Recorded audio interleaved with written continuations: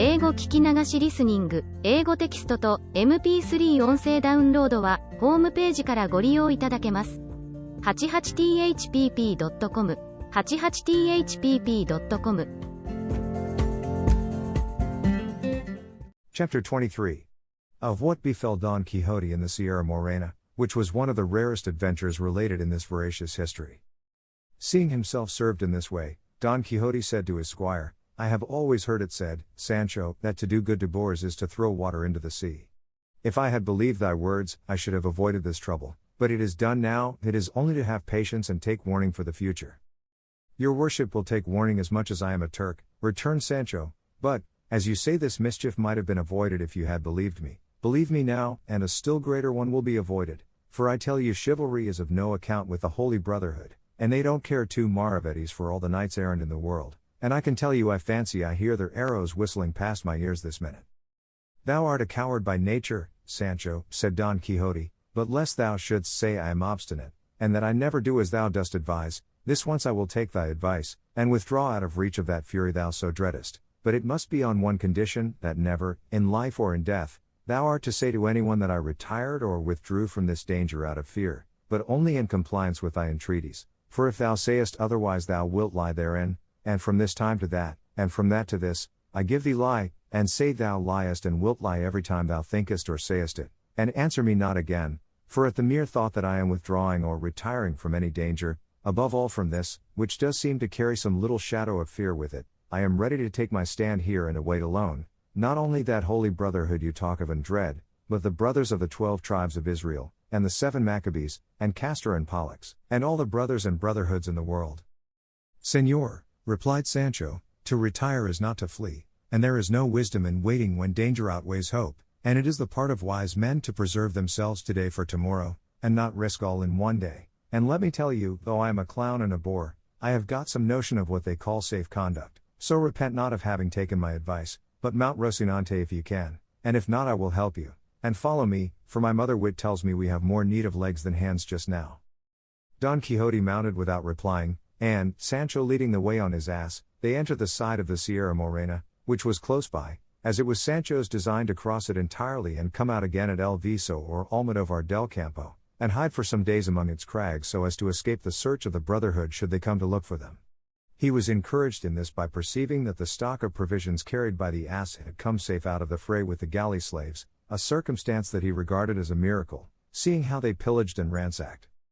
That night they reached the very heart of the Sierra Morena, where it seemed prudent to Sancho to pass the night and even some days, at least as many as the stores he carried might last, and so they encamped between 2 rocks and among some cork trees, but fatal destiny, which, according to the opinion of those who have not the light of the true faith, directs, arranges, and settles everything in its own way, so ordered it that Ginesta Pasamonte, the famous knave and thief who by the virtue and madness of Don Quixote had been released from the chain, driven by fear of the Holy Brotherhood, which he had good reason to dread, resolved to take hiding in the mountains, and his fate and fear led him to the same spot to which Don Quixote and Sancho Panza had been led by theirs, just in time to recognize them and leave them to fall asleep, and as the wicked are always ungrateful, and necessity leads to evil doing, and immediate advantage overcomes all considerations of the future, Ginés, who was neither grateful nor well principled, made up his mind to steal Sancho Panza's ass, not troubling himself about Rocinante, as being a prize that was no good either to pledge or sell. While Sancho slept he stole his ass, and before day dawned he was far out of reach. Aurora made her appearance bringing gladness to the earth but sadness to Sancho Panza, for he found that his Dapple was missing, and seeing himself bereft of him he began the saddest and most doleful lament in the world, so loud that Don Quixote awoke at his exclamations and heard him saying, O son of my bowels, born in my very house, my children's plaything, my wife's joy, the envy of my neighbors, relief of my burdens, and lastly, half supporter of myself, for with the 26 maravedis thou didst earn me daily I met half my charges.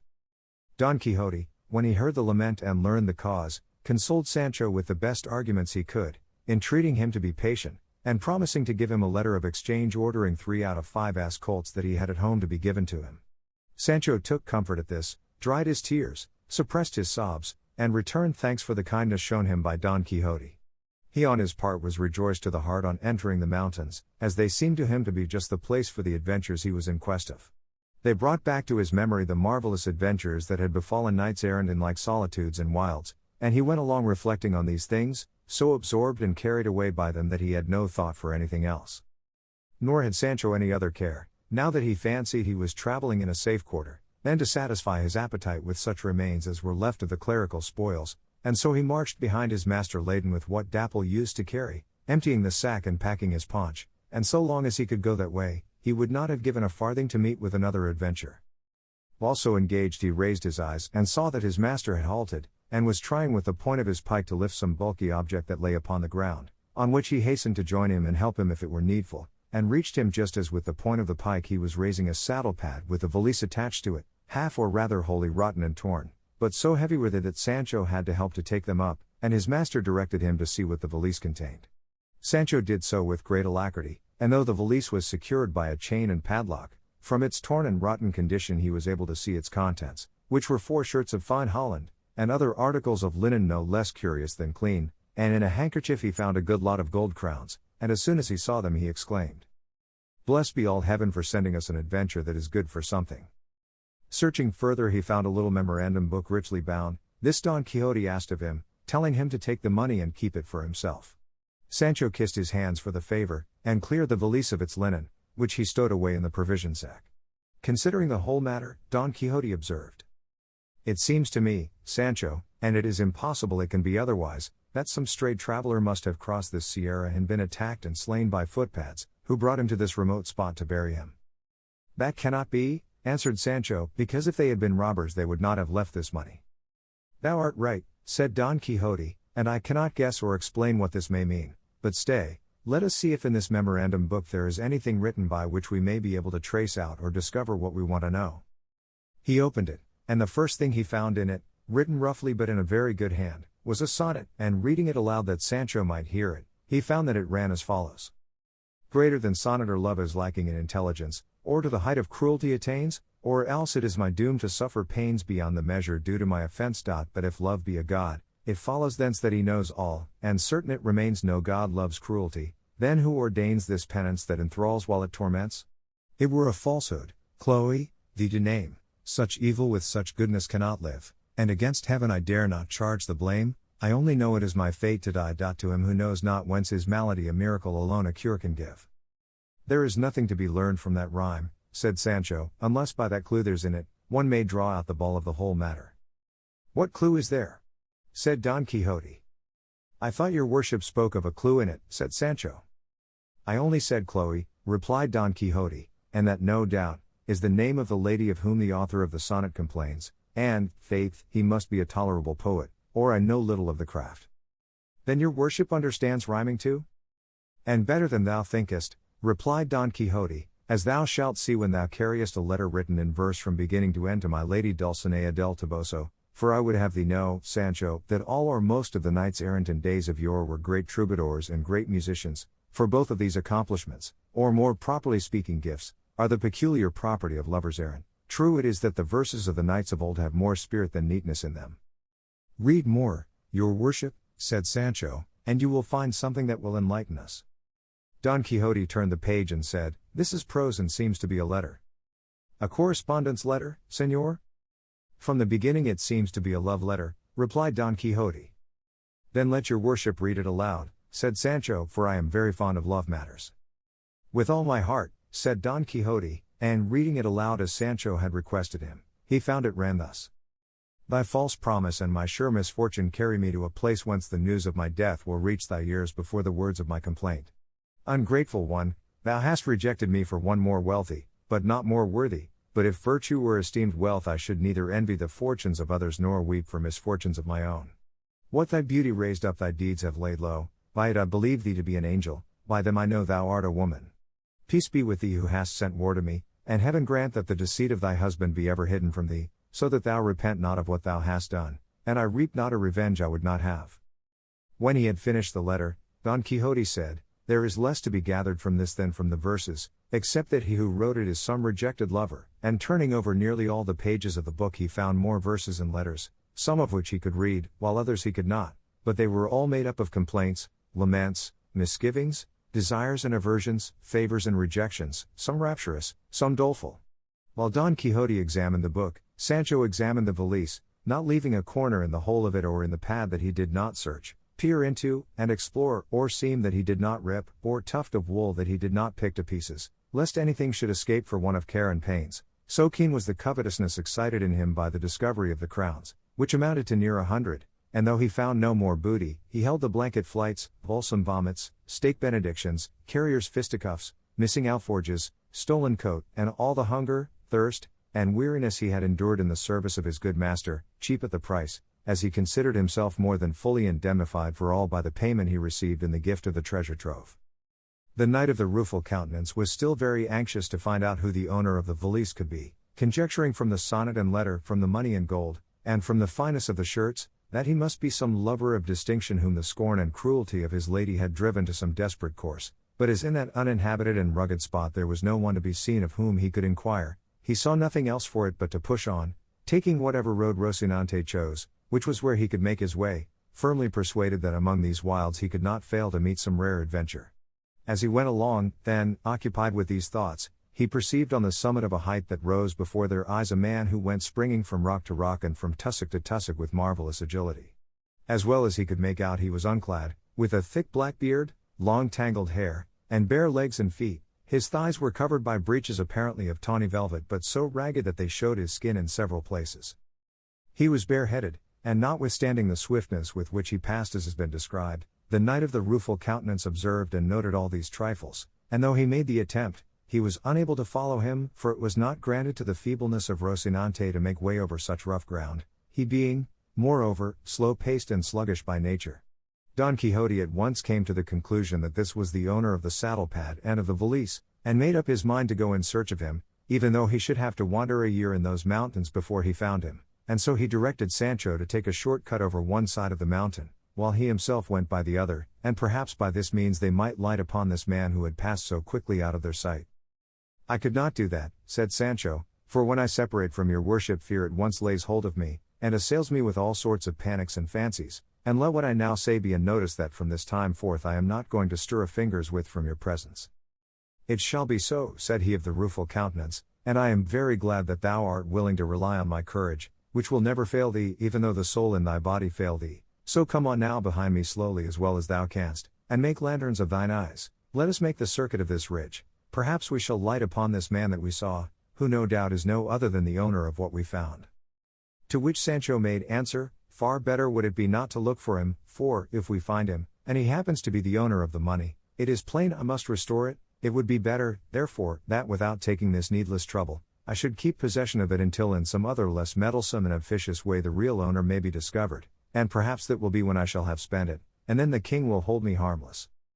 "Thou art wrong there, Sancho," said Don Quixote, "for now that we have a suspicion who the owner is, and have him almost before us, we are bound to seek him and make restitution, and if we do not see him, the strong suspicion we have as to his being the owner makes us as guilty as if he were so, and so, friend Sancho, let not our search for him give thee any uneasiness, for if we find him it will relieve mine."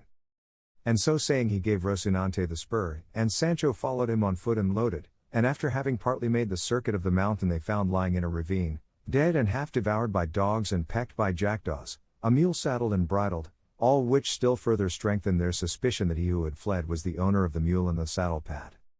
As they stood looking at it they heard a whistle like that of a shepherd watching his flock, and suddenly on their left there appeared a great number of goats, and behind them on the summit of the mountain the goatherd in charge of them, a man advanced in years. Don Quixote called aloud to him and begged him to come down to where they stood. He shouted in return, asking what had brought them to that spot, seldom or never trodden except by the feet of goats, or of the wolves and other wild beasts that roamed around. Sancho in return bade him come down, and they would explain all to him. The goatherd descended, and reaching the place where Don Quixote stood, he said, "I will wager you are looking at that hack mule that lies dead in the hollow there, and, faith, it has been lying there now these 6 months. Tell me, have you come upon its master about here?" "We have come upon nobody," answered Don Quixote, "nor on anything except a saddle-pad and a little valise that we found not far from this." "I found it too," said the goatherd, "but I would not lift it nor go near it for fear of some ill luck or being charged with theft, for the devil is crafty, and things rise up under one's feet to make one fall without knowing why or wherefore." "That's exactly what I say," said Sancho. "I found it too, and I would not go within a stone's throw of it, there I left it, and there it lies just as it was, for I don't want a dog with a bell. Tell me, good man, said Don Quixote, do you know who is the owner of this property? All I can tell you, said the goatherd, is that about 6 months ago, more or less, there arrived at a shepherd's hut 3 leagues, perhaps, away from this, a youth of well-bred appearance and manners, mounted on that same mule which lies dead here, and with the same saddle pad and valise which you say you found and did not touch. He asked us what part of this sierra was the most rugged and retired. We told him that it was where we now are, and so in truth it is, for if you push on half a league farther, perhaps you will not be able to find your way out, and I am wondering how you have managed to come here, for there is no road or path that leads to this spot. I say, then, that on hearing our answer the youth turned about and made for the place we pointed out to him, leaving us all charmed with his good looks, and wondering at his question and the haste with which we saw him depart in the direction of the sierra, and after that we saw him no more, until some days afterwards he crossed the path of one of our shepherds, and without saying a word to him, came up to him and gave him several cuffs and kicks, and then turned to the ass with our provisions and took all the bread and cheese it carried, and having done this made off back again into the sierra with extraordinary swiftness.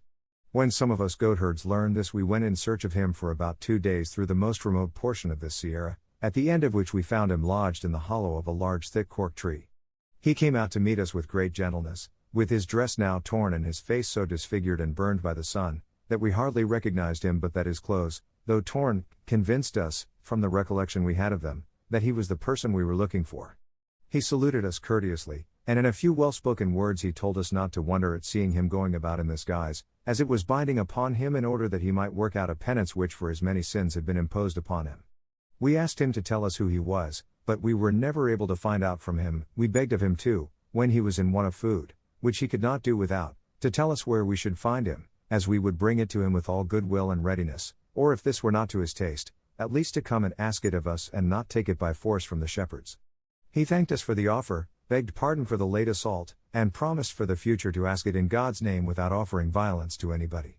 As for fixed abode, he said he had no other than that which chance offered wherever night might overtake him, and his words ended in an outburst of weeping so bitter that we who listened to him must have been very stones had we not joined him in it, comparing what we saw of him the first time with what we saw now, for, as I said, he was a graceful and gracious youth, and in his courteous and polished language showed himself to be of good birth and courtly breeding, and rustics as we were that listened to him, even to our rusticity his gentle bearing sufficed to make it plain.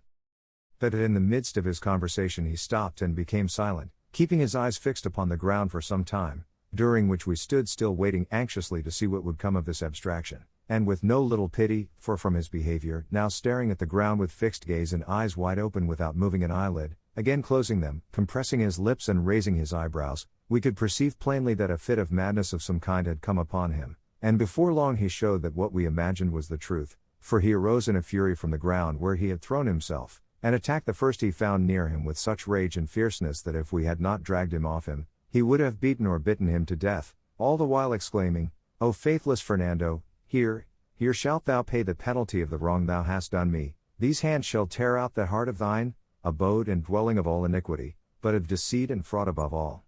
And to these he added other words all in effect upbraiding this Fernando and charging him with treachery and faithlessness. We forced him to release his hold with no little difficulty, and without another word he left us, and rushing off plunged in among these brakes and brambles, so as to make it impossible for us to follow him. From this we suppose that madness comes upon him from time to time, and that someone called Fernando must have done him a wrong of a grievous nature such as the condition to which it had brought him seemed to show. All this has been since then confirmed on those occasions, and they have been many, on which he has crossed our path, at one time to beg the shepherds to give him some of the food they carry, at another to take it from them by force, for when there is a fit of madness upon him, even though the shepherds offer it freely, he will not accept it but snatches it from them by dint of blows, but when he is in his senses he begs it for the love of God, courteously and civilly, and receives it with many thanks and not a few tears. And to tell you the truth, sirs, continued the goatherd, it was yesterday that we resolved, I and 4 of the lads, 2 of them our servants, and the other 2 friends of mine, to go in search of him until we find him, and when we do to take him, whether by force or of his own consent, to the town of Almodovar, which is 8 leagues from this, and there strive to cure him, if indeed his malady admits of a cure, or learn when he is in his senses who he is, and if he has relatives to whom we may give notice of his misfortune. This, sirs, is all I can say in answer to what you have asked me, and be sure that the owner of the articles you found is he whom you saw pass by with such nimbleness and so naked. For Don Quixote had already described how he had seen the man go bounding along the mountainside, and he was now filled with amazement at what he heard from the goatherd, and more eager than ever to discover who the unhappy madman was, and in his heart he resolved, as he had done before, to search for him all over the mountain, not leaving a corner or cave unexamined until he had found him. But chance arranged matters better than he expected or hoped, for at that very moment, in a gorge on the mountain that opened where they stood, the youth he wished to find made his appearance, coming along talking to himself in a way that would have been unintelligible near at hand, much more at a distance. His garb was what has been described, save that as he drew near, Don Quixote perceived that a tattered doublet which he wore was amber-tanned, from which he concluded that one who wore such garments could not be of very low rank. Approaching them, the youth greeted them in a harsh and hoarse voice but with great courtesy. Don Quixote returned his salutation with equal politeness, and dismounting from Rocinante advanced with well-bred bearing and grace to embrace him, and held him for some time close in his arms as if he had known him for a long time. The other, whom we may call the ragged one of the sorry countenance, as Don Quixote was of the rueful, after submitting to the embrace pushed him back a little and, placing his hands on Don Quixote's shoulders, stood gazing at him as if seeking to see whether he knew him, not less amazed, perhaps, at the sight of the face, figure, and armor of Don Quixote than Don Quixote was at the sight of him. To be brief, the first to speak after embracing was the ragged one, and he said what will be told farther on. Chapter 24. In which is continued the adventure of the Sierra Morena. The history relates that it was with the greatest attention Don Quixote listened to the ragged knight of the Sierra, who began by saying,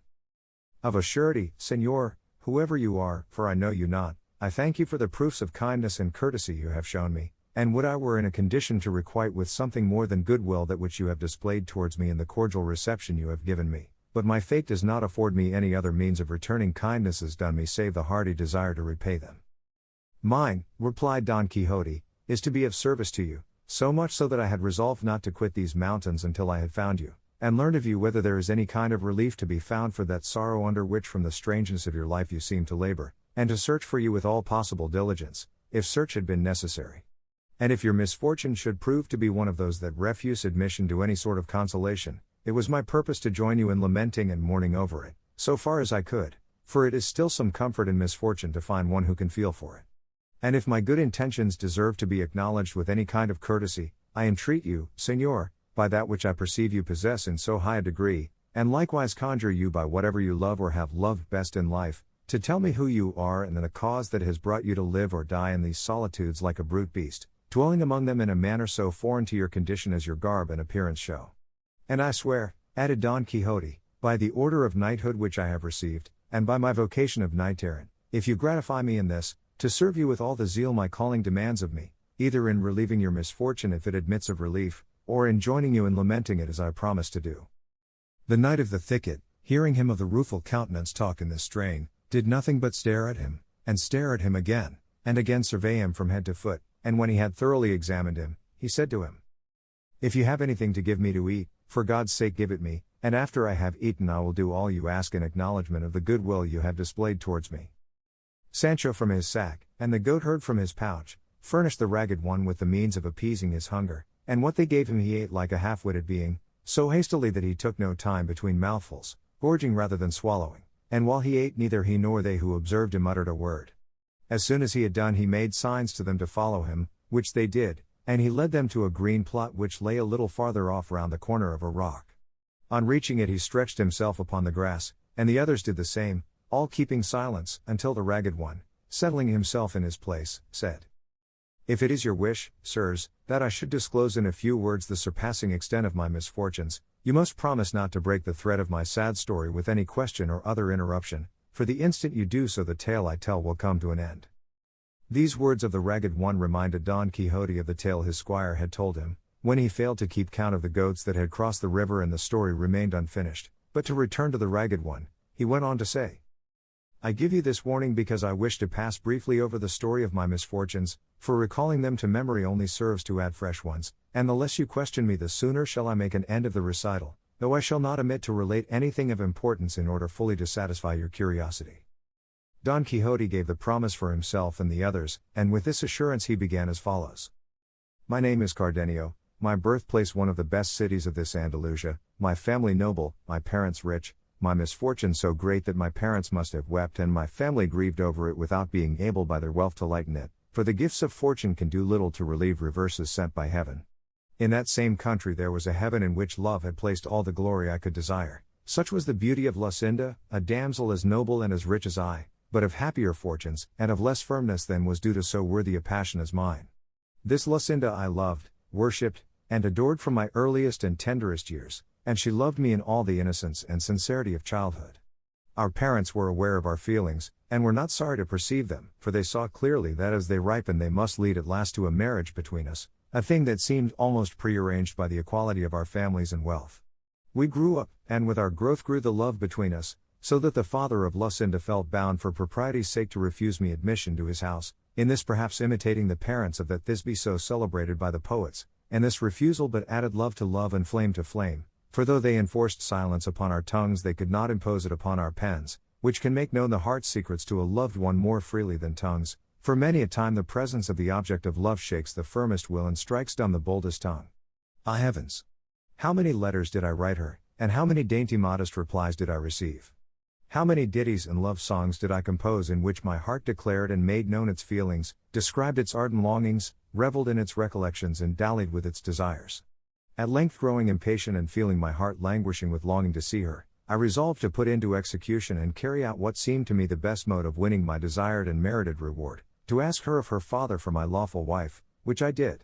To this his answer was that he thanked me for the disposition I showed to do honor to him and to regard myself as honored by the bestowal of his treasure, but that as my father was alive it was his by right to make this demand, for if it were not in accordance with his full will and pleasure, Lucinda was not to be taken or given by stealth.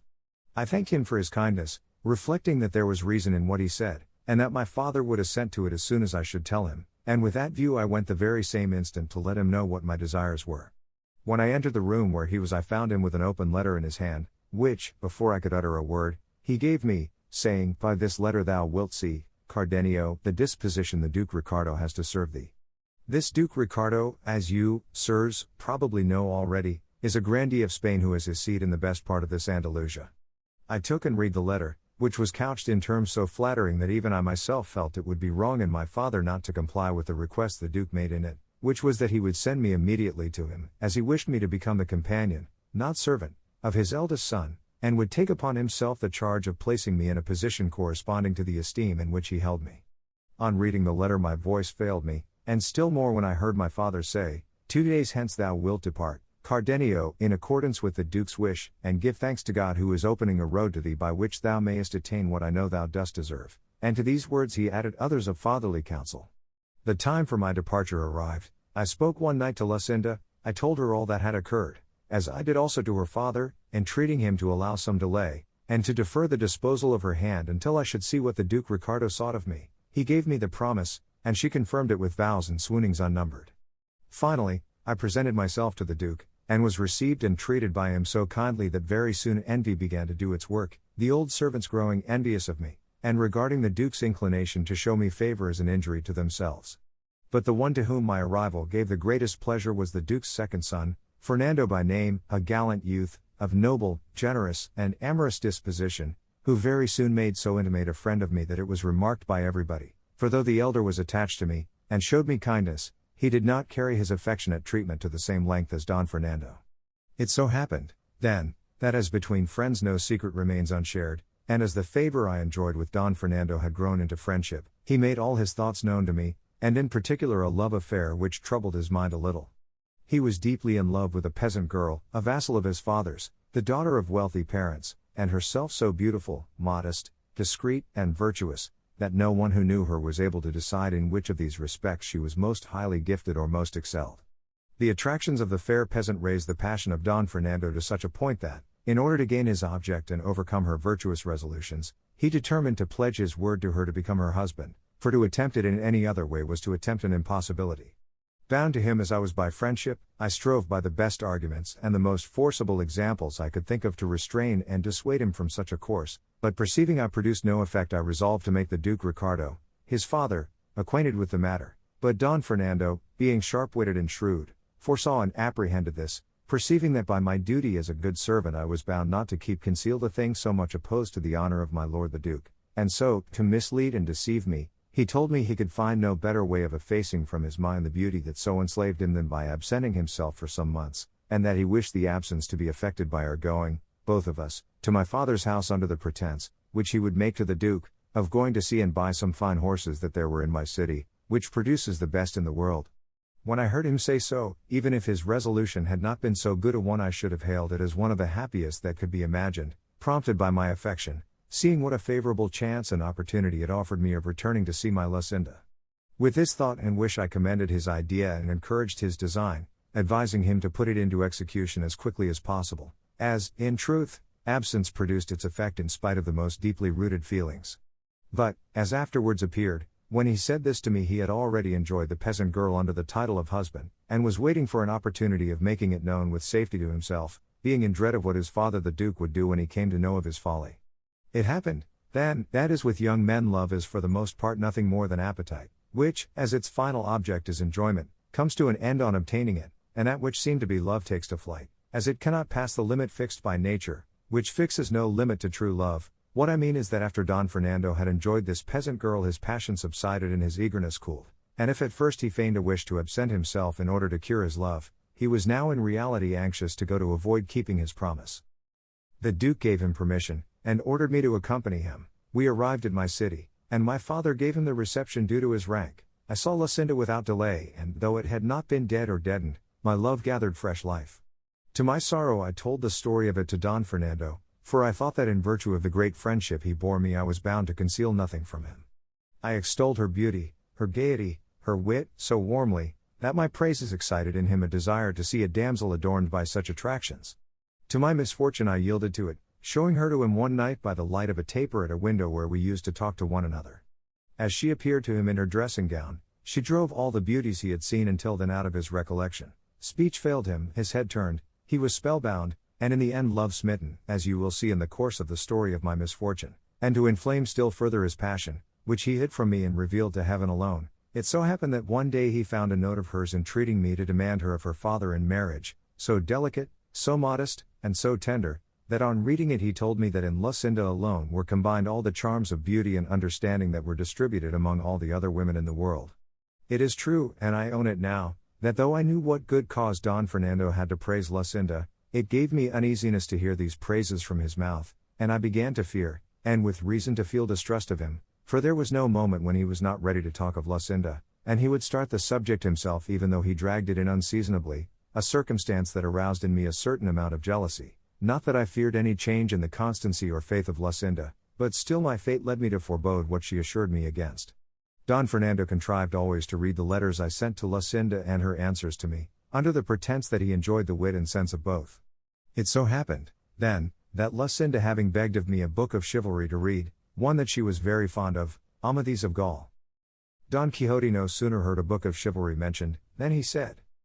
"Had your worship told me at the beginning of your story that the Lady Lucinda was fond of books of chivalry, no other laudation would have been requisite to impress upon me the superiority of her understanding, for it could not have been of the excellence you describe had a taste for such delightful reading been wanting, so, as far as I am concerned, you need waste no more words in describing her beauty, worth, and intelligence, for, on merely hearing what her taste was, I declare her to be the most beautiful and the most intelligent woman in the world, and I wish your worship had, along with Amadis of Gaul, sent her the worthy Don Ruggles of Greece, for I know the Lady Lucinda would greatly relish Darida and Guraya, and the shrewd sayings of the shepherd Darinel, and the admirable verses of his bucolics, sung and delivered by him with such sprightliness, wit, and ease, but a time may come when this omission can be remedied, and to rectify it nothing more is needed than for your worship to be so good as to come with me to my village, for there I can give you more than 300 books which are the delight of my soul and the entertainment of my life, though it occurs to me that I have not got one of them now, thanks to the spite of wicked and envious enchanters,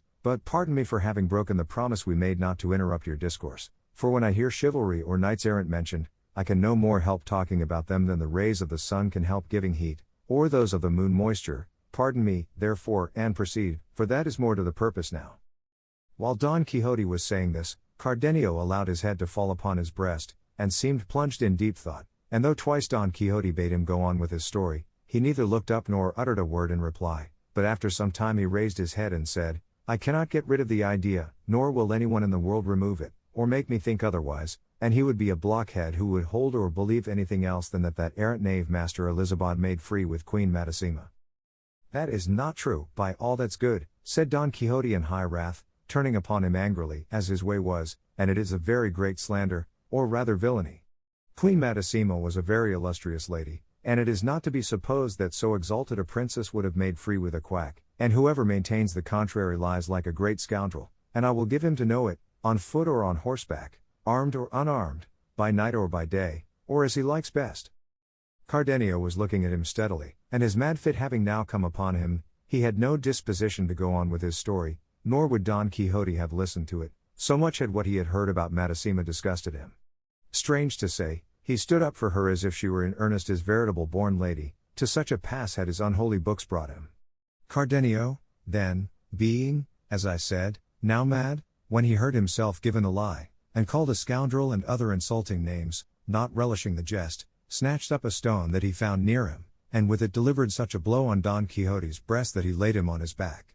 Sancho Panza, seeing his master treated in this fashion, attacked the madman with his closed fist, but the ragged one received him in such a way that with a blow of his fist he stretched him at his feet, and then mounting upon him crushed his ribs to his own satisfaction. The goatherd, who came to the rescue, shared the same fate, and having beaten and pummeled them all he left them and quietly withdrew to his hiding place on the mountain. Sancho rose, and with the rage he felt at finding himself so belabored without deserving it, ran to take vengeance on the goatherd, accusing him of not giving them warning that this man was at times taken with a mad fit, for if they had known it they would have been on their guard to protect themselves. The goatherd replied that he had said so, and that if he had not heard him, that was no fault of his. Sancho retorted, and the goatherd rejoined, and the altercation ended in their seizing each other by the beard, and exchanging such fisticuffs that if Don Quixote had not made peace between them, they would have knocked one another to pieces. "Leave me alone, Sir Knight of the Rueful Countenance," said Sancho, grappling with the goatherd, "for of this fellow, who is a clown like myself, and no dubbed knight, I can safely take satisfaction for the affront he has offered me, fighting with him hand to hand like an honest man." "That is true," said Don Quixote, "but I know that he is not to blame for what has happened." With this he pacified them, and again asked the goatherd if it would be possible to find Cardenio, as he felt the greatest anxiety to know the end of his story.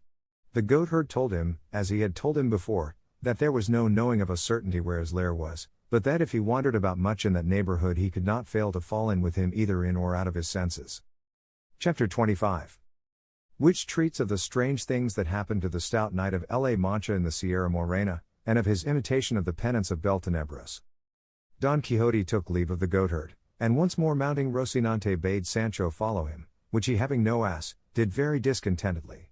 They proceeded slowly, making their way into the most rugged part of the mountain, Sancho all the while dying to have a talk with his master, and longing for him to begin, so that there should be no breach of the injunction laid upon him, but unable to keep silence so long he said to him,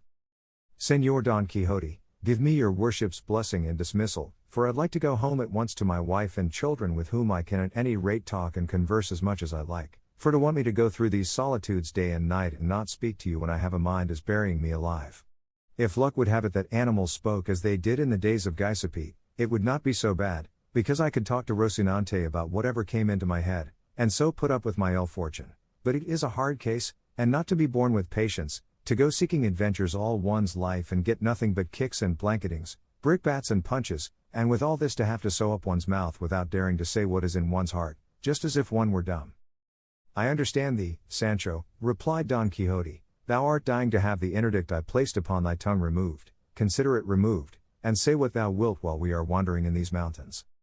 "So be it," said Sancho. "Let me speak now, for God knows what will happen by and by, and to take advantage of the permit at once, I ask, what made your worship stand up so for that Queen Majamasa, or whatever her name is, or what did it matter whether that abbot was a friend of hers or not?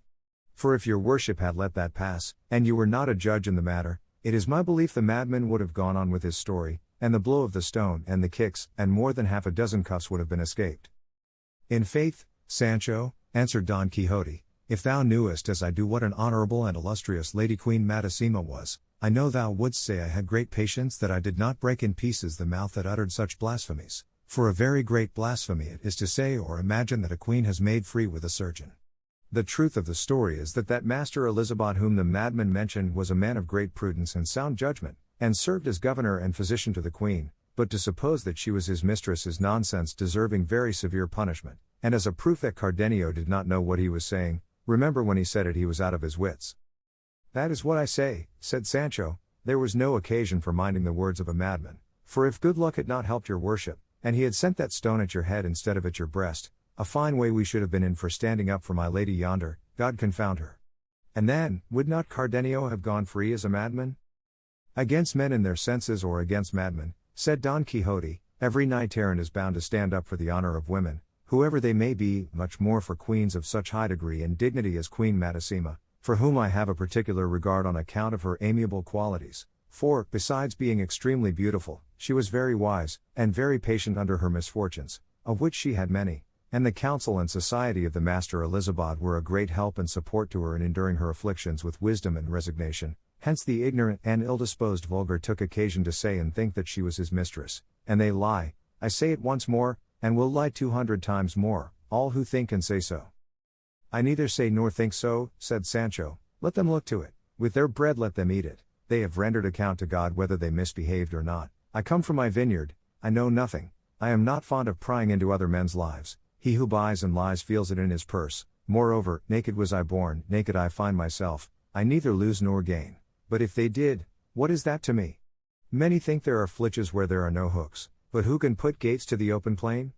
Moreover they said of God. God bless me, said Don Quixote, what a set of absurdities thou art stringing together. What has what we are talking about got to do with the proverbs thou art threading one after the other?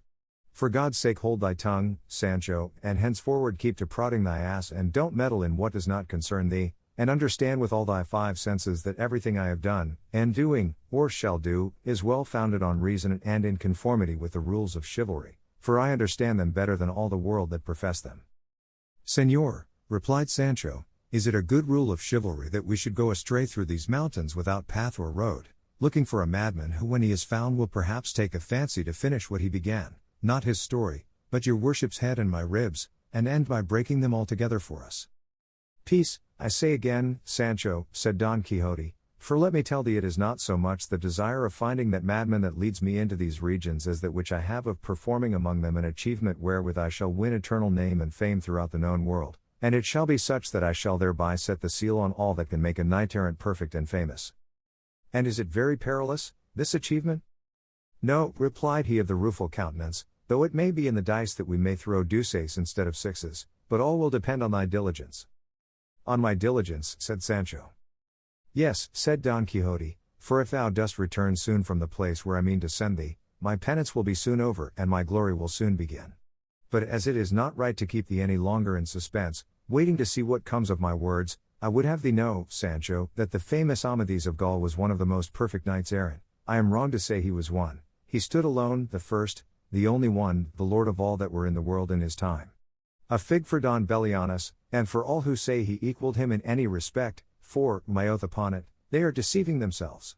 I say, too, that when a painter desires to become famous in his art he endeavors to copy the originals of the rarest painters that he knows, and the same rule holds good for all the most important crafts and callings that serve to adorn a state. Thus must he who would be esteemed prudent and patient imitate Ulysses, in whose person and labors Homer presents to us a lively picture of prudence and patience, as Virgil, too, shows us in the person of Aeneas the virtue of a pious son and the sagacity of a brave and skillful captain, not representing or describing them as they were, but as they ought to be, so as to leave the example of their virtues to posterity. In the same way Amadis was the pole star, day star, son of valiant and devoted knights, whom all we who fight under the banner of love and chivalry are bound to imitate. This, then, being so, I consider, friend Sancho, that the knight-errant who shall imitate him most closely will come nearest to reaching the perfection of chivalry. Now one of the instances in which this knight most conspicuously showed his prudence, worth, valor, endurance, fortitude, and love, was when he withdrew, rejected by the Lady Oriana, to do penance upon the Pena Pobre, changing his name into that of Beltenebros, a name assuredly significant and appropriate to the life which he had voluntarily adopted. So, as it is easier for me to imitate him in this than in cleaving giants asunder, cutting off serpents' heads, slaying dragons, routing armies, destroying fleets, and breaking enchantments, and as this place is so well suited for a similar purpose, I must not allow the opportunity to escape which now so conveniently offers me its forelock. What is it in reality, said Sancho, that your worship means to do in such an out-of-the-way place as this?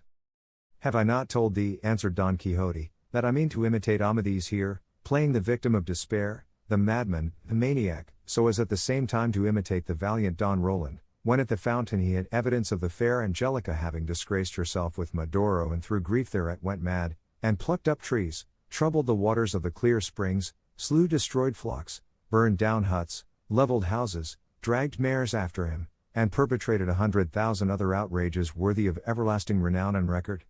And though I have no intention of imitating Roland, or Orlando, or Rodolando, for he went by all these names, step by step in all the mad things he did, said, and thought, I will make a rough copy to the best of my power of all that seems to me most essential, but perhaps I shall content myself with the simple imitation of Amadis, who without giving way to any mischievous madness but merely to tears and sorrow, gained as much fame as the most famous. It seems to me, said Sancho, that the knights who behaved in this way had provocation and cause for those follies and penances, but what cause has your worship for going mad? What lady has rejected you, or what evidence have you found to prove that the Lady Dulcinea del Toboso has been trifling with Moor or Christian? There is the point, replied Don Quixote, and that is the beauty of this business of mine. No thanks to a knight-errant for going mad when he has cause. The thing is to turn crazy without any provocation, and let my lady know, if I do this in the dry, what I would do in the moist. Moreover, I have abundant cause in the long separation I have endured from my lady till death, Dulcinea del Toboso, for as thou didst hear that shepherd Ambrosio say the other day, in absence all ills are felt and feared, and so, friend Sancho, waste no time in advising me against so rare, so happy, and so unheard of an imitation. Mad I am, and mad I must be until thou returnest with the answer to a letter that I mean to send by thee to my lady Dulcinea, and if it be such as my constancy deserves, my insanity and penance will come to an end, and if it be to the opposite effect, I shall become mad in earnest, and, being so, I shall suffer no more. Thus in whatever way she may answer I shall escape from the struggle and affliction in which thou wilt leave me, enjoying in my senses the boon thou bearest me, or as a madman not feeling the evil thou bringest me. But tell me, Sancho, hast thou got Mambrino's helmet safe? For I saw thee take it up from the ground when that ungrateful wretch tried to break it in pieces but could not, by which the fineness of its temper may be seen. To which Sancho made answer, By the living God, Sir Knight of the Rueful Countenance, I cannot endure or bear with patience some of the things that your worship says, and from them I begin to suspect that all you tell me about chivalry, and winning kingdoms and empires, and giving islands, and bestowing other rewards and dignities after the custom of knights errant, must be all made up of wind and lies, and all pigments or figments, or whatever we may call them. For what would anyone think that heard your worship calling a barber's basin Mambrino's helmet without ever seeing the mistake all this time, but that one who says and maintains such things must have his brains addled? I have the basin in my sack all dinted, and I am taking it home to have it mended, to trim my beard in it, if, by God's grace, I am allowed to see my wife and children some day or other. Look here, Sancho, said Don Quixote, by him thou didst swear by just now I swear thou hast the most limited understanding that any squire in the world has or ever had. Is it possible that all this time thou hast been going about with me thou hast never found out that all things belonging to knights errant seem to be illusions and nonsense and ravings, and to go always by contraries? And not because it really is so, but because there is always a swarm of enchanters in attendance upon us that change and alter everything with us, and turn things as they please, and according as they are disposed to aid or destroy us. Thus what seems to thee a barber's basin seems to me Mambrino's helmet, and to another it will seem something else, and rare foresight it was in the sage who is on my side to make what is really and truly Mambrin's helmet seem a basin to everybody, for, being held in such estimation as it is, all the world would pursue me to rob me of it, but when they see it is only a barber's basin they do not take the trouble to obtain it, as was plainly shown by him who tried to break it, and left it on the ground without taking it, for, by my faith, had he known it he would never have left it behind. Keep it safe, my friend, for just now I have no need of it. Indeed, I shall have to take off all this armor and remain as naked as I was born, if I have a mind to follow Roland rather than Amadis in my penance. Thus talking they reached the foot of a high mountain which stood like an isolated peak among the others that surrounded it. Past its base there flowed a gentle brook, all around it spread a meadow so green and luxuriant that it was a delight to the eyes to look upon it, and forest trees in abundance, and shrubs and flowers, added to the charms of the spot. Upon this place the Knight of the Rueful Countenance fixed his choice for the performance of his penance, and as he beheld it exclaimed in a loud voice as though he were out of his senses. This is the place, O, ye heavens, that I select and choose for bewailing the misfortune in which ye yourselves have plunged me, this is the spot where the overflowings of mine eyes shall swell the waters of yon little brook, and my deep and endless sighs shall stir unceasingly the leaves of these mountain trees, in testimony and token of the pain my persecuted heart is suffering. Oh, ye rural deities, whoever ye be that haunt this lone spot, give ear to the complaint of a wretched lover whom long absence and brooding jealousy have driven to bewail his fate among these wilds, and complain of the hard heart of that fair and ungrateful one, the end and limit of all human beauty. Oh, ye wood nymphs and dryads, that dwell in the thickets of the forest, so may the nimble one and satyrs by whom ye are vainly wooed never disturb your sweet repose, help me to lament my hard fate, or at least weary not at listening to it. Oh, Dulcinea del Toboso, day of my night, glory of my pain, guide of my path, star of my fortune, so may heaven grant thee in full all thou seekest of it. Bethink thee of the place and condition to which absence from thee has brought me, and make that return in kindness that is due to my fidelity. Oh, lonely trees, that from this day forward shall bear me company in my solitude, give me some sign by the gentle movement of your boughs that my presence is not distasteful to you. Oh, thou, my squire, pleasant companion in my prosperous and adverse fortunes, fix well in thy memory what thou shalt see me do here, so that thou mayest relate and report it to the sole cause of all. And so saying he dismounted from Rocinante, and in an instant relieved him of saddle and bridle, and giving him a slap on the croup, said, He gives thee freedom who is bereft of it himself. O steed, as excellent indeed as thou art unfortunate in thy lot, begone where thou wilt, for thou bearest written on thy forehead that neither Astolfo's hippogriff, nor the famed Frontino that cost Bradamante so dear, could equal thee in speed. Seeing this, Sancho said, Good luck to him who has saved us the trouble of stripping the pack saddle off Dapple. By my faith he would not have gone without a slap on the croup and something said in his praise, though if he were here I would not let anyone strip him, for there would be no occasion, as he had nothing of the lover or victim of despair about him, inasmuch as his master, which I was while it was God's pleasure, was nothing of the sort, and indeed, Sir Knight of the Rueful Countenance, if my departure and your worship's madness are to come off in earnest, it will be as well to saddle Rocinante again in order that he may supply the one of Dapple, because it will save me time in going and returning, for if I go on foot I don't know when I shall get there or when I shall get back, as I am, in truth, a bad walker. I declare, Sancho, returned Don Quixote, it shall be as thou wilt, for thy plan does not seem to me a bad one, and 3 days hence thou wilt depart, for I wish thee to observe in the meantime what I do and say for her sake, that thou mayest be able to tell it. But what more have I to see besides what I have seen? Said Sancho. Much thou knowest about it, said Don Quixote. I have now got to tear up my garments, to scatter about my armor, knock my head against these rocks, and more of the same sort of thing, which thou must witness. For the love of God, said Sancho, be careful, your worship, how you give yourself those knocks on the head, for you may come across such a rock, and in such a way, that the very first may put an end to the whole contrivance of this penance, and I should think, if indeed knocks on the head seem necessary to you, and this business cannot be done without them, you might be content, as the whole thing is feigned, and counterfeit, and in joke, you might be content, I say, with giving them to yourself in the water, or against something soft, like cotton, and leave it all to me, for I'll tell my lady that your worship knocked your head against a point of rock harder than a diamond. I thank thee for thy good intentions, friend Sancho, answered Don Quixote, but I would have thee know that all these things I am doing are not in joke, but very much in earnest, for anything else would be a transgression of the ordinances of chivalry, which forbid us to tell any lie whatever under the penalties due to apostasy, and to do one thing instead of another is just the same as lying, so my knocks on the head must be real, solid, and valid, without anything sophisticated or fanciful about them, and it will be needful to leave me some lint to dress my wounds, since fortune has compelled us to do without the balsam we lost. It was worse losing the ass, replied Sancho, for with him lint and all were lost, but I beg of your worship not to remind me again of that accursed liquor, for my soul, not to say my stomach, turns at hearing the very name of it, and I beg of you, too, to reckon as past the 3 days you allowed me for seeing the mad things you do, for I take them as seen already and pronounced upon, and I will tell wonderful stories to my lady, so write the letter and send me off at once, for I long to return and take your worship out of this purgatory where I am leaving you. Purgatory dost thou call it, Sancho? Said Don Quixote, rather call it hell, or even worse if there be anything worse. For one who is in hell, said Sancho, nulla est retentio, as I have heard say.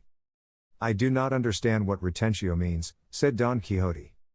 Retentio, answered Sancho, means that whoever is in hell never comes nor can come out of it, which will be the opposite case with your worship, or my legs will be idle, that is if I have spurs to enliven Rocinante. Let me once get to El Toboso and into the presence of my lady Dulcinea, and I will tell her such things of the follies and madnesses, for it is all one, that your worship has done and is still doing, that I will manage to make her softer than a glove though I find her harder than a cork tree, and with her sweet and honeyed answer I will come back through the air like a witch, and take your worship out of this purgatory that seems to be hell but is not, as there is hope of getting out of it, which, as I have said, those in hell have not, and I believe your worship will not say anything to the contrary. That is true, said he of the rueful countenance, but how shall we manage to write the letter? And the ass-colt order too, added Sancho. All shall be included, said Don Quixote, and as there is no paper, it would be well done to write it on the leaves of trees, as the ancients did, or on tablets of wax, though that would be as hard to find just now as paper.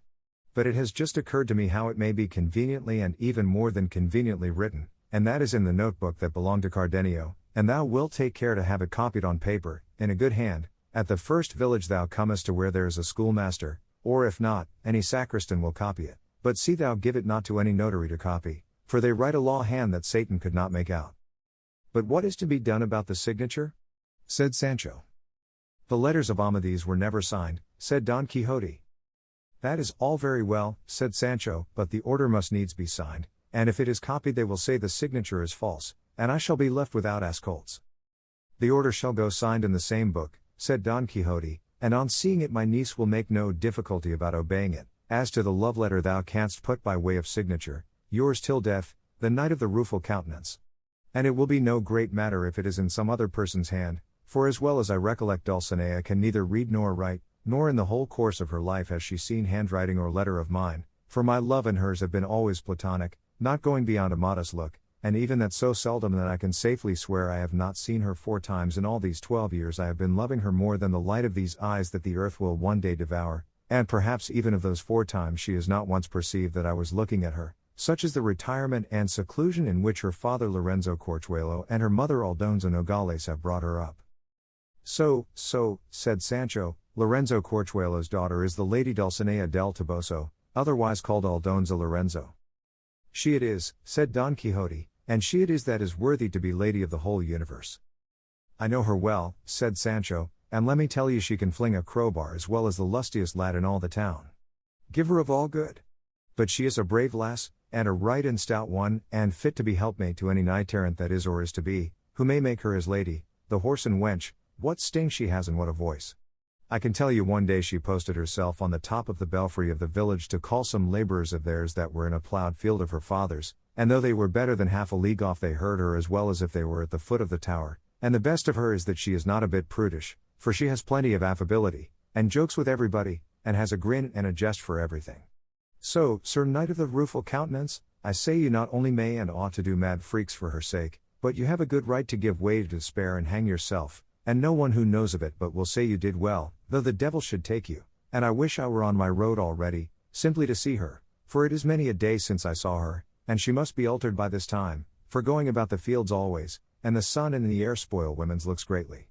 But I must own the truth to your worship, Señor Don Quixote, until now I have been under a great mistake, for I believed truly and honestly that the Lady Dulcinea must be some princess your worship was in love with, or some person great enough to deserve the rich presents you have sent her, such as the Biscayne and the galley slaves, and many more no doubt, for your worship must have won many victories in the time when I was not yet your squire.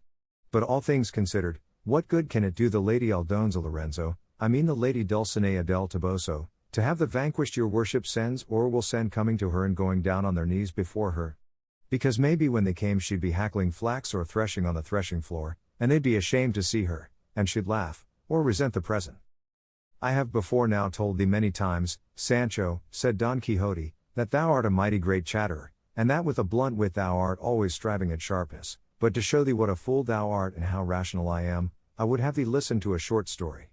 Thou must know that a certain widow, fair, young, independent, and rich, and above all free and easy, fell in love with a sturdy strapping young lay brother. His superior came to know of it, and one day said to the worthy widow by way of brotherly remonstrance, I am surprised, Señora, and not without good reason, that a woman of such high standing, so fair, and so rich as you are, should have fallen in love with such a mean, low, stupid fellow as so-and-so, when in this house there are so many masters, graduates, and divinity students from among whom you might choose as if they were a lot of pears, saying this one I'll take, that I won't take. But she replied to him with great sprightliness and candor, My dear sir, you are very much mistaken, and your ideas are very old-fashioned, if you think that I have made a bad choice in so-and-so, fool as he seems, because for all I want with him he knows as much and more philosophy than Aristotle. In the same way, Sancho, for all I want with Dulcinea del Toboso she is just as good as the most exalted princess on earth. It is not to be supposed that all those poets who sang the praises of ladies under the fancy names they give them, had any such mistresses. Thinkest thou that the Amaryllises, the Phyllises, the Sylvias, the Dianas, the Galatias, the Philetas, and all the rest of them, that the books, the ballads, the barbers' shops, the theatres are full of, were really and truly ladies of flesh and blood, and mistresses of those that glorify and have glorified them? Nothing of the kind, they only invent them for the most part to furnish a subject for their verses, and that they may pass for lovers, or for men valiant enough to be so, and so it suffices me to think and believe that the good Aldonza Lorenzo is fair and virtuous, and as to her pedigree it is very little matter, for no one will examine into it for the purpose of conferring any order upon her, and I, for my part, reckon her the most exalted princess in the world. For thou shouldst know, Sancho, if thou dost not know, that two things alone beyond all others are incentives to love, and these are great beauty and a good name, and these two things are to be found in Dulcinea in the highest degree, for in beauty no one equals her and in good name few approach her, and to put the whole thing in a nutshell, I persuade myself that all I say is as I say, neither more nor less, and I picture her in my imagination as I would have her to be, as well in beauty as in condition. Helen approaches her not, nor does Lucretia come up to her, nor any other of the famous women of times past, Greek, barbarian, or Latin, and let each say what he will, for if in this I am taken to task by the ignorant, I shall not be censured by the critical. I say that your worship is entirely right, said Sancho, and that I am an ass. But I know not how the name of ass came into my mouth, for a rope is not to be mentioned in the house of him who has been hanged, but now for the letter, and then, God be with you, I am off. Don Quixote took out the notebook, and, retiring to one side, very deliberately began to write the letter, and when he had finished it he called to Sancho, saying he wished to read it to him, so that he might commit it to memory, in case of losing it on the road, for with evil fortune like as anything might be apprehended. To which Sancho replied, write it 2 or 3 times there in the book and give it to me, and I will carry it very carefully, because to expect me to keep it in my memory is all nonsense, for I have such a bad one that I often forget my own name, but for all that repeat it to me, as I shall like to hear it, for surely it will run as if it was in print. Listen, said Don Quixote, this is what it says. Don Quixote's letter to Dulcinea del Toboso, sovereign and exalted lady, the pierced by the point of absence, the wounded to the heart's core, sends thee, sweetest Dulcinea del Toboso, the health that he himself enjoys not.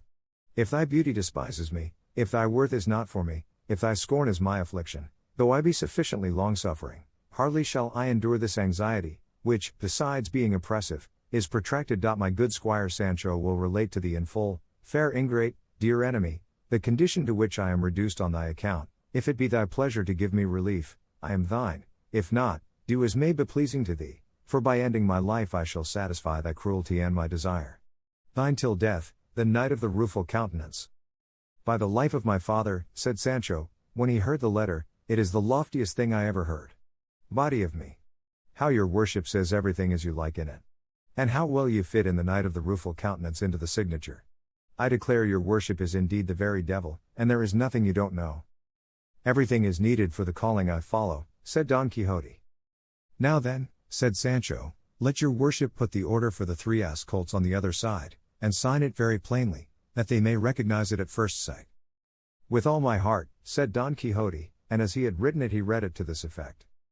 Mistress niece, by this first of ass colts please pay to Sancho Panza, my squire, 3 of the 5 I left at home in your charge, said 3 ass colts to be paid and delivered for the same number received here in hand, which upon this and upon his receipt shall be duly paid. Done in the heart of the Sierra Morena, the 27th of August of this present year. That will do, said Sancho, now let your worship sign it. There is no need to sign it, said Don Quixote, but merely to put my flourish, which is the same as a signature, and enough for 3 asses, or even 300. I can trust your worship, returned Sancho. Let me go and saddle Rocinante, and be ready to give me your blessing, for I mean to go at once without seeing the fooleries your worship is going to do. I'll say I saw you do so many that she will not want any more. At any rate, Sancho, said Don Quixote, I should like, and there is reason for it, I should like thee, I say, to see me stripped to the skin and performing a dozen or 2 of insanities, which I can get done in less than half an hour, for having seen them with thine own eyes, thou canst then safely swear to the rest that thou wouldst add, and I promise thee thou wilt not tell of as many as I mean to perform. For the love of God, master mine, said Sancho, let me not see your worship stripped, for it will sorely grieve me, and I shall not be able to keep from tears, and my head aches so with all I shed last night for Dapple, that I am not fit to begin any fresh weeping. But if it is your worship's pleasure that I should see some insanities, do them in your clothes, short ones, and such as come readiest to hand, for I myself want nothing of the sort, and, as I have said, it will be a saving of time for my return, which will be with the news your worship desires and deserves. If not, let the lady Dulcinea look to it. If she does not answer reasonably, I swear as solemnly as I can that I will fetch a fair answer out of her stomach with kicks and cuffs. For why should it be borne that a knight-errant as famous as your worship should go mad without rhyme or reason for a? Her ladyship had best not drive me to say it, for by God I will speak out and let off everything cheap, even if it doesn't sell. I am pretty good at that. She little knows me, faith, if she knew me she'd be in awe of me. In faith, Sancho, said Don Quixote, to all appearance thou art no sounder in thy wits than I. I am not so mad, answered Sancho, but I am more peppery. But apart from all this, what has your worship to eat until I come back? Will you sally out on the road like Cardenio to force it from the shepherds? Let not that anxiety trouble thee, replied Don Quixote, for even if I had it I should not eat anything but the herbs and the fruits which this meadow and these trees may yield me. The beauty of this business of mine lies in not eating, and in performing other mortifications. Do you know what I am afraid of? Said Sancho upon this, that I shall not be able to find my way back to this spot where I am leaving you, it is such an out-of-the-way place. Observe the landmarks well, said Don Quixote, for I will try not to go far from this neighborhood, and I will even take care to mount the highest of these rocks to see if I can discover thee returning. However, not to miss me and lose thyself, the best plan will be to cut some branches of the broom that is so abundant about here, and as thou goest to lay them at intervals until thou hast come out upon the plain, these will serve thee, after the fashion of the clue in the labyrinth of Theseus, as marks and signs for finding me on thy return. So I will, said Sancho Panza, and having cut some, he asked his master's blessing, and not without many tears on both sides, took his leave of him, and mounting Rocinante, of whom Don Quixote charged him earnestly to have as much care as of his own person, he set out for the plain, strewing at intervals the branches of broom as his master had recommended him, and so he went his way, though Don Quixote still entreated him to see him do were it only a couple of mattacks. He had not gone 100 paces, however, when he returned and said, I must say, Señor, your worship said quite right, that in order to be able to swear without a weight on my conscience that I had seen you do mad things, it would be well for me to see if it were only one, though in your worship's remaining here I have seen a very great one. Did I not tell thee so? Said Don Quixote. Wait, Sancho, and I will do them in the saying of a credo, and pulling off his breeches in all haste he stripped himself to his skin and his shirt, and then, without more ado, he cut a couple of gambados in the air, and a couple of somersaults, heels over head, making such a display that, not to see it a second time, Sancho wheeled Rocinante round, and felt easy, and satisfied in his mind that he could swear he had left his master mad, and so we will leave him to follow his road until his return, which was a quick one. 物語の続きは、ホームページからお聞きいただけます。また、テキスト、MP3 ダウンロードも合わせてご利用ください。88thpp.com 88thpp.com